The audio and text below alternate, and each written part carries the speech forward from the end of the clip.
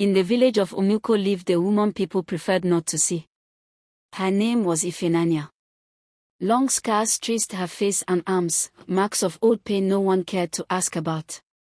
Whenever she walked through the market, voices dropped.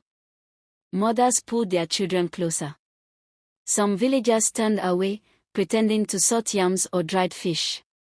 To them, the scars were a warning. To her daughter, Nkiru, they were a burden. Nkiru was young and bright, with dreams larger than the village paths. She worked harder than most girls her age, hoping effort could earn her what beauty and reputation had not. But wherever she went, her mother's shadow followed. At the riverbank, girls whispered as they washed clothes. "Have you seen her mother's face?" one said. "They say spirits marked her," another replied. "If that were my mother, I would hide her indoors." Their laughter cut deep. Nkiru lowered her eyes and said nothing, though her chest tightened each time. One evening, as firelight flickered against the walls, Nkiru finally asked, "Mama, why do people fear you?" Ifunanya studied the flames. The light touched her scars softly. She turned away. She did not answer. Years passed, and talk of marriage filled Umuoko. Suitors came. Words were polite at first. Hopeful. But once I settled on Ifunanya, smiles faded. "She is a good girl," one man said carefully, "but trouble follows where scars live."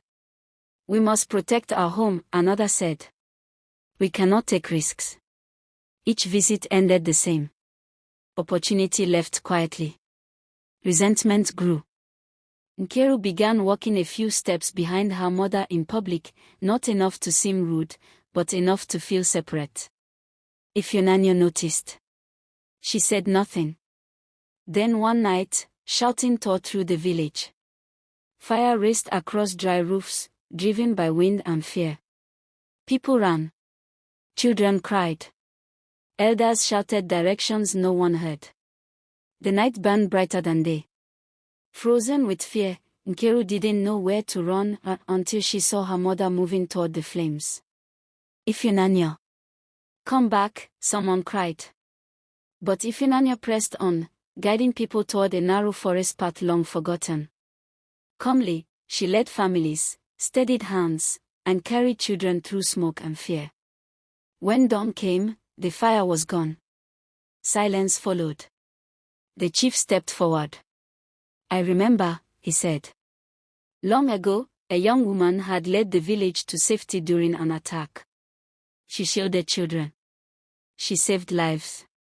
The scars were the price." That woman was Ifunanya. Tears filled Nkiru's eyes as she bowed. "Mama, forgive me. I was ashamed of what I didn't understand." Ifunanya lifted her gently. "Scars are not shame," she said. "They are proof." From that day, Umuoko spoke differently. And Nkiru never walked behind her mother again.